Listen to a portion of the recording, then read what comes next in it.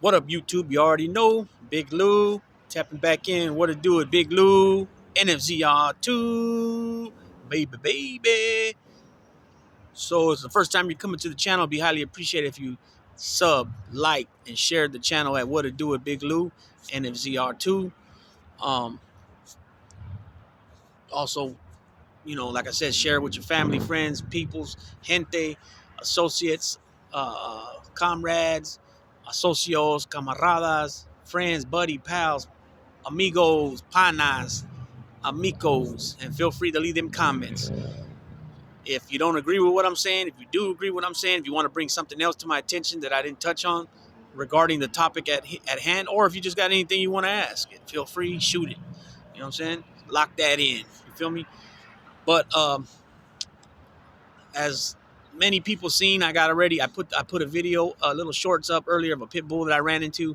A nice little pit bull. She was a 10-month-old pit, two-tone brown color. She was rescued from the pound.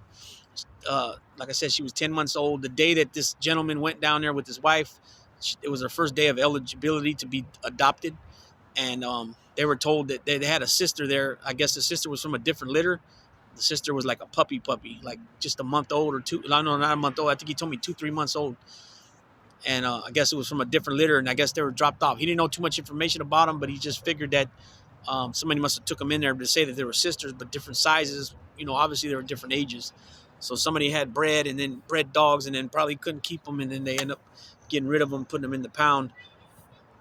But real calm, cool demeanor. The dog wasn't hypered. Um, Even when other dogs were barking that were real nearby. I mean, the yard, if you could see the short, there's a dog barking, and the dog was only about maybe 10 feet away from us, 12 feet, but inside the fence. But still, a lot of times when dogs hear dogs barking, they get excited and they start jumping around, and they start barking. They want to get over there. You know what I'm saying? Hold on, I think I'm next to this guy's car. So, anyways, yeah, give me a second, peoples. Sorry about that. I'll tap back in right now. So, anyways, dog had a calm, cool, collective attitude.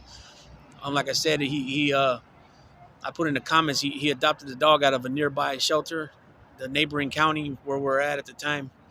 And he was very happy with the pick. The dog was very responsive. The name, even when I said the name, he only had the dog for like a week or two. I think he said a week. He had it for like a week. And it was very, the temperament was very good, right? Very good temperament.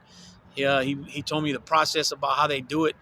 The dog is adopted, but before they could take the dog, it's spaded there at the shot, either at the pound. A vet comes and does the procedure, or they take the dog to the vet and have it done, because I guess a lot of people were adopting animals and then not fulfilling their part of the bargain by getting the dog spaded or neutered.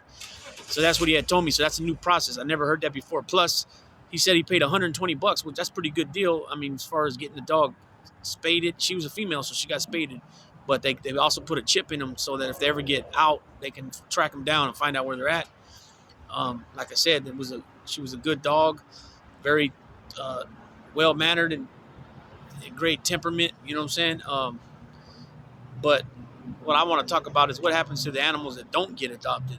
Especially pit bulls. I got some information, but I'm waiting. I'll tell you guys right now. So the pit bulls are like number one. Pit bulls usually, before, it was a lot of the pounds wouldn't even adopt pit bulls. The pit bull went in there and the owner didn't come get them. It was a wrap. They weren't going to be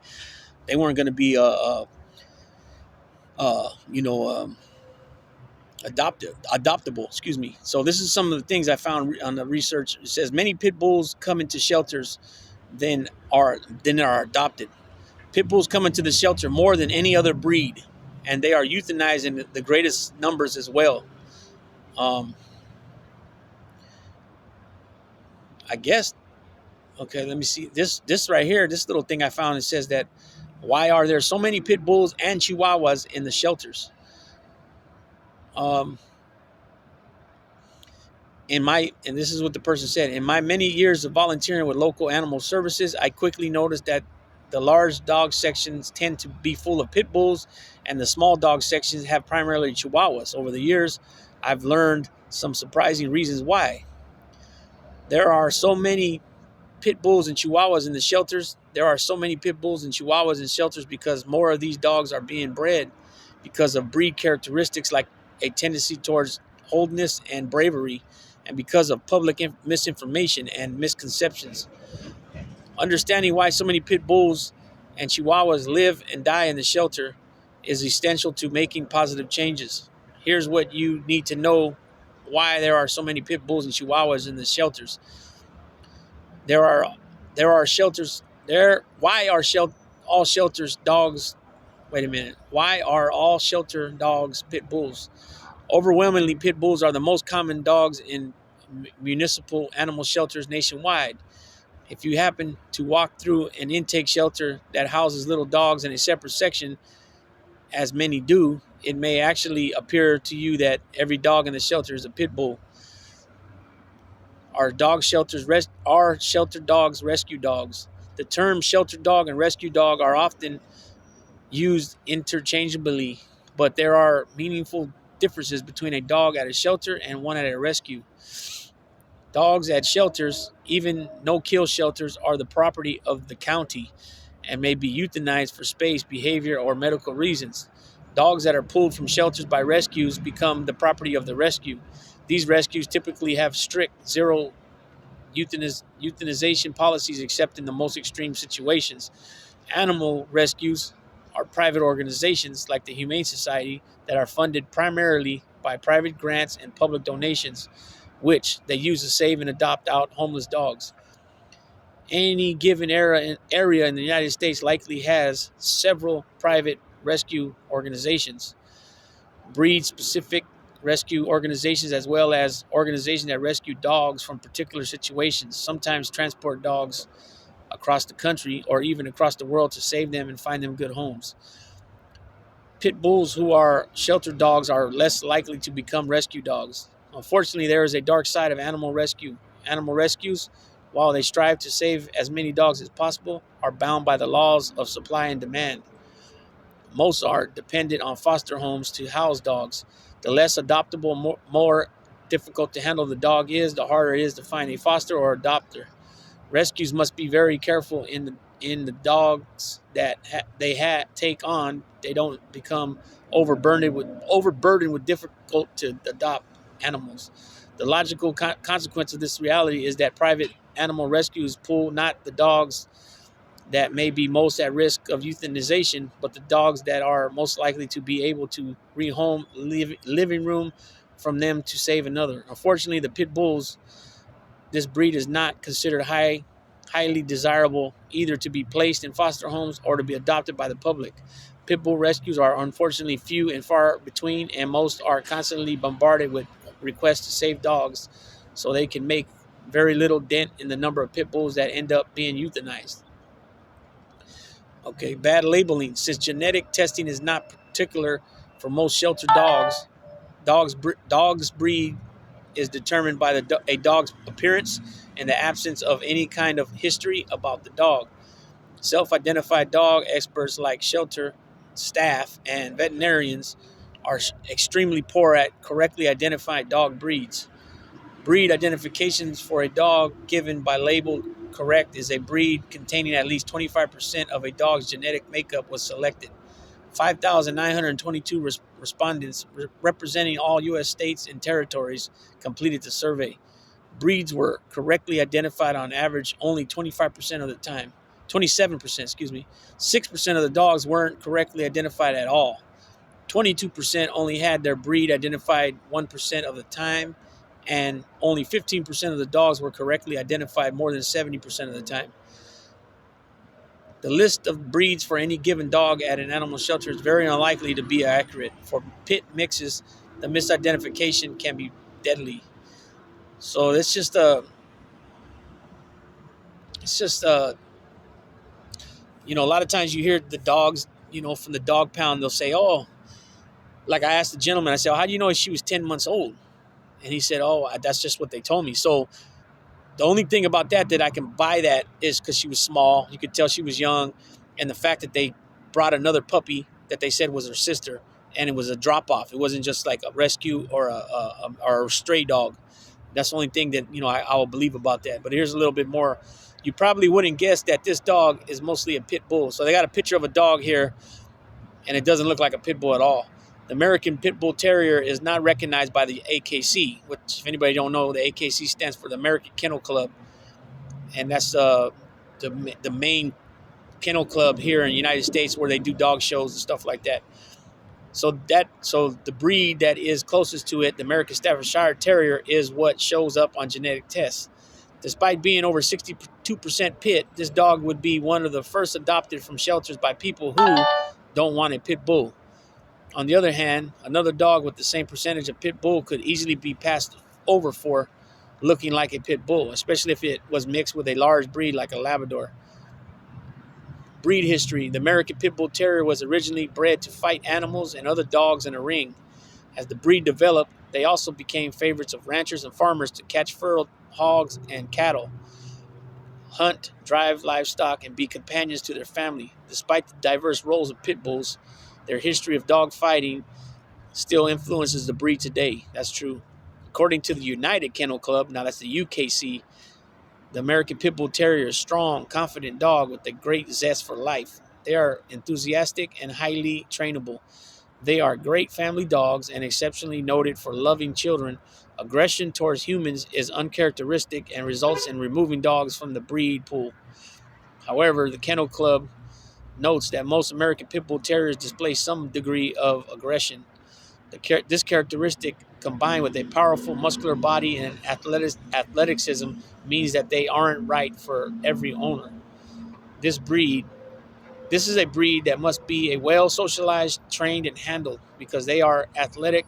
They are very adept at climbing fences, so they are not typically safely contained in a fenced yard.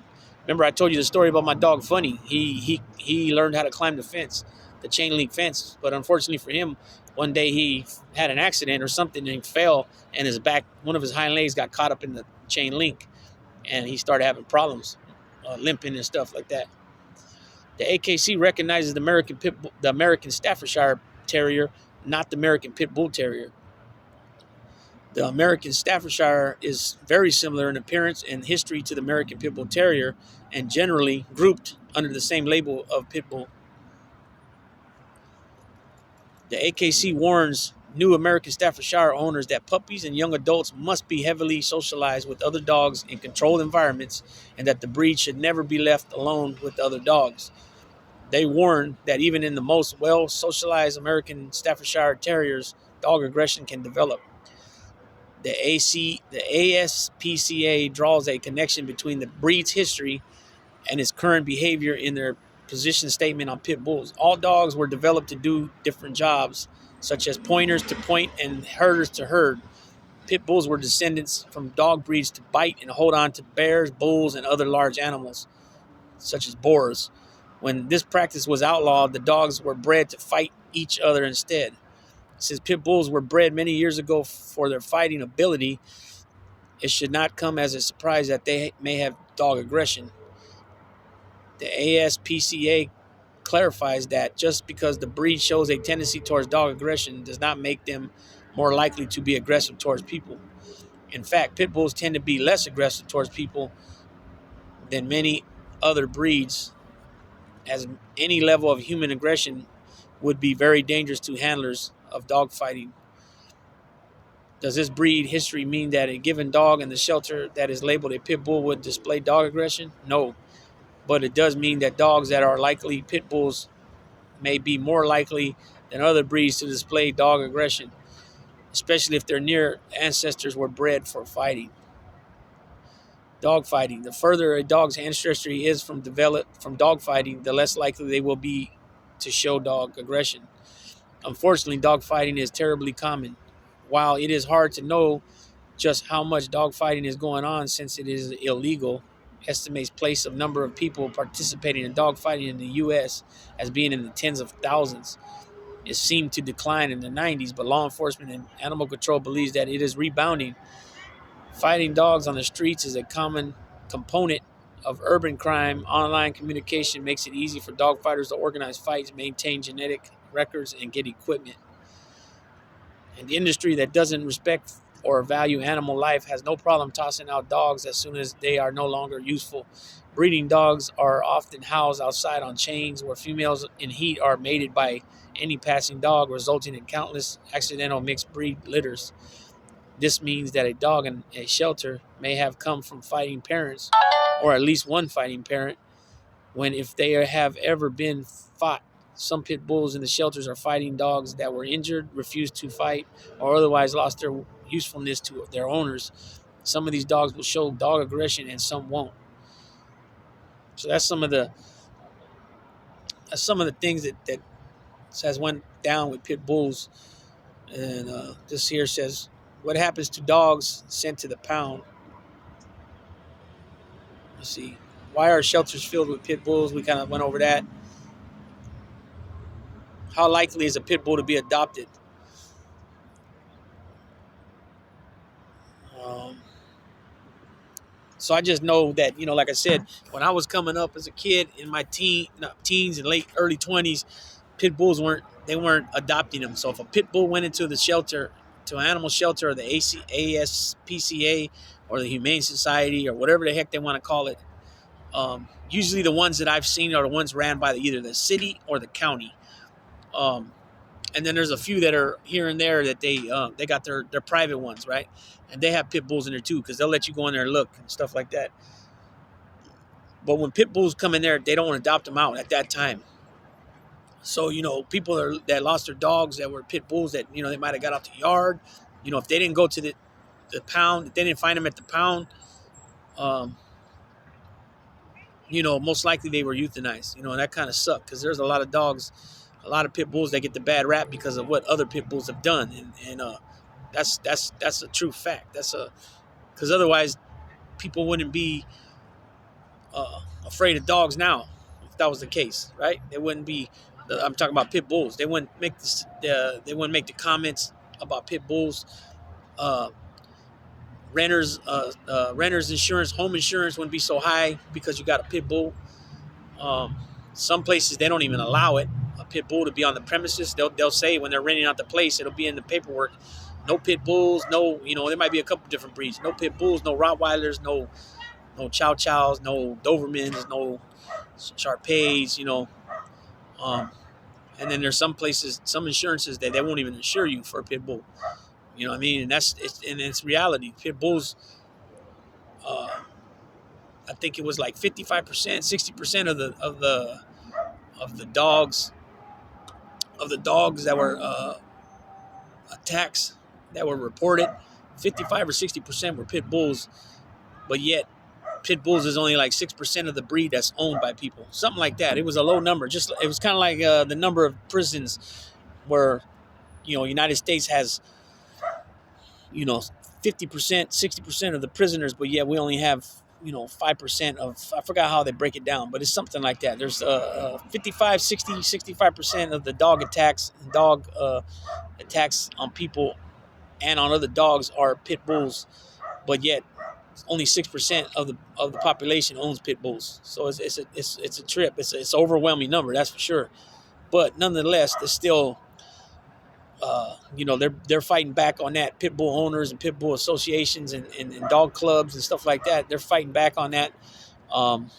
There's some places, I think in Canada, you can't even have a pit bull, or when you bring the pit bull out, by law, you got to have a muzzle on it. A lot of people are getting away saying that they're pit bull mixes because, like a lot of the pounds, the dog association, humane societies, they guess the breed's wrong. You know what I'm saying? They say it's this and that. They just guess, because it might look like this, it might look like that. The dog right now that they said it was 62% pit bull, it looked like it looked like somewhat like a schnauzer. It had the hair all on its eyes and stuff like that. I wish I would have showed it to you guys, but I already tapped out of it. But people need to think about that, man. When you're gonna get dogs, When you're gonna get a dog, I don't care what breed it is, you got to keep in mind that's like your kid now. You got to get shots on it. You got to take care of it. You know, you got to potty train it just like your kids. You got to potty train it. You got to take care of it. It needs shots just like your kids. It needs to be fed. It needs to be given water. They don't have hands and feet. They got feet, but they don't got hands to go put water in a bowl for themselves or tip their dog bag over to put food in their bowl. They need everything done for them just like a kid. So it's a responsibility that you got to take on when you take on an animal. You know what I'm saying? These are things that need to be done. You know, and if you don't do them, then you're neglecting your animals. That's just the bottom line. You know, if your dog don't have shots and it's not taken care of. Say the dog gets out the yard all the time, or you find dogs in your yard and your dog always ends up pregnant, or it's a male dog and he's always getting out of the yard to go look for it. You know, the dogs are in heat in the neighborhood. They can smell it. They get all crazy over it. You know, if these dogs know how to get out, if they're escape artists, they will get out and go look for the females. And then the females come looking for the males too. So if you got a female and she gets out to go look for males, or the males get into the yard and she's always end up pregnant, then that's a problem. If you don't, I mean, especially if that's not what you want, you know, and then you're over there giving away the puppies or however you do with the puppies, you know. So it's something to think about, spaying and neuter your dogs. Me personally, I don't really dig it, you know, because if I want to breed my dog, then I want to breed my dog. But you know, it is something to think about because, like I said, there's a lot of dogs. The world's getting overwhelmed with dogs, and they don't have all the help they need to take care of dogs. What I mean by that is once they go into shelters and stuff like that, they got to make choices sometimes of putting some dogs down because they just don't have the room. You can't put 4 or 5 dogs in one of those little deals at the dog pound. There's no way that's going to work. You know what I mean? So think about it, people. You know, be responsible with your animals. That dog that like I said today, that little short that I did on Macy, luckily her life was saved by that couple. I just met the husband, young couple, young. He was only 22. I don't know how old his wife was. I didn't ask any of that. He just said that they went and they went and picked the dog out. I think they scored big time on that animal. She's a nice animal. Her colors and markings, I dig them.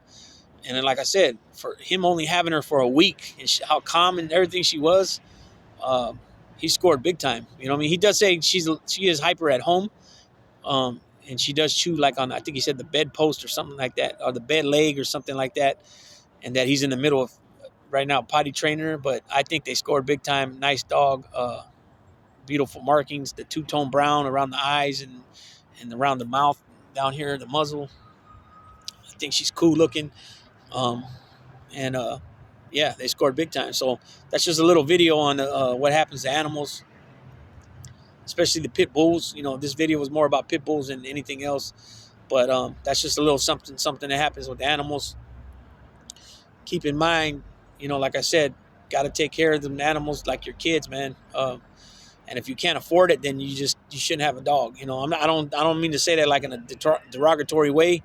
It just is what it is. If you don't realize, you know, sometimes people don't realize, just like with groceries and everything else in the world, everything's going up. So the same thing with the shots and the veterinary visits and all that. It's all going up.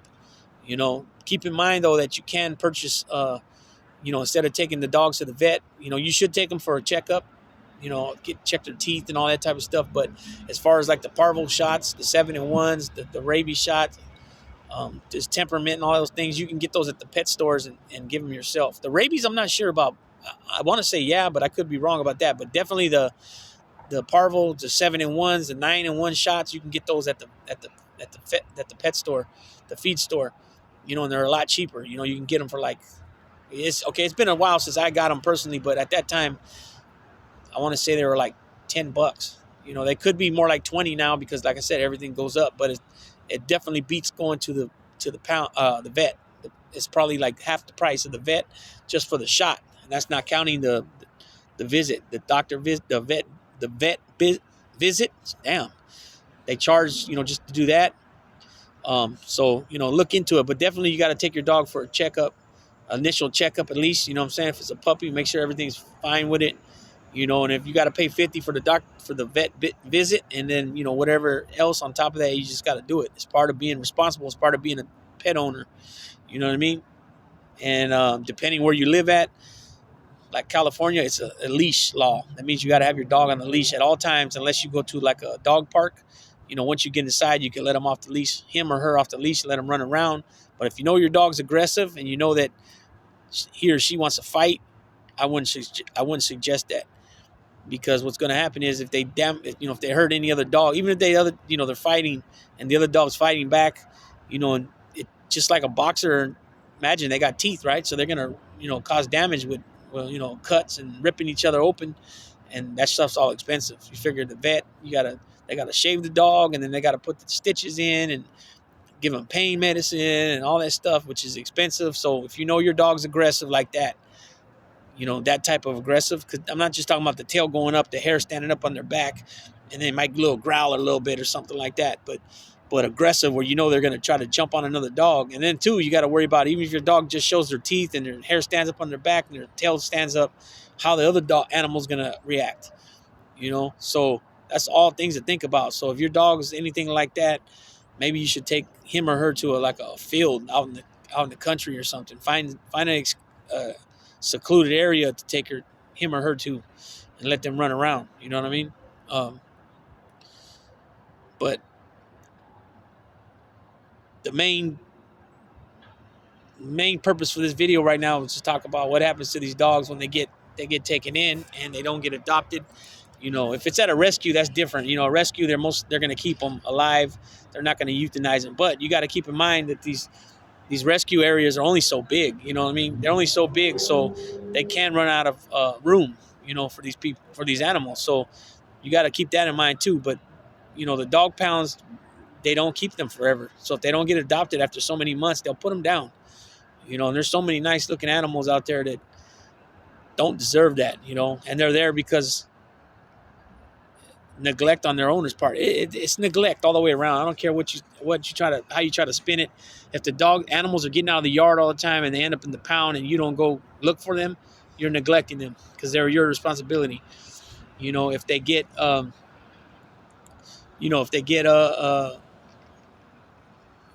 stray dog, if they're stray, go look for them. If put that chip in them. If they get out all the time, they're Houdini escape artists. That's still your responsibility. They're getting out because you got to do something. So basically, this video is just to say, look, take care of your animals, be responsible, get them what they need. As far as their shots, anything to prevent them getting sick. That's all on you. That's all your responsibility. You know what I mean? So with that being said, Big Lou's going to go ahead and tap on out. Again, if it's the first time you're coming to the channel, it'd be highly appreciated if you sub, liked, and shared here at What It Do with Big Lou, NMCR2. Baby. Big Lou tapping out.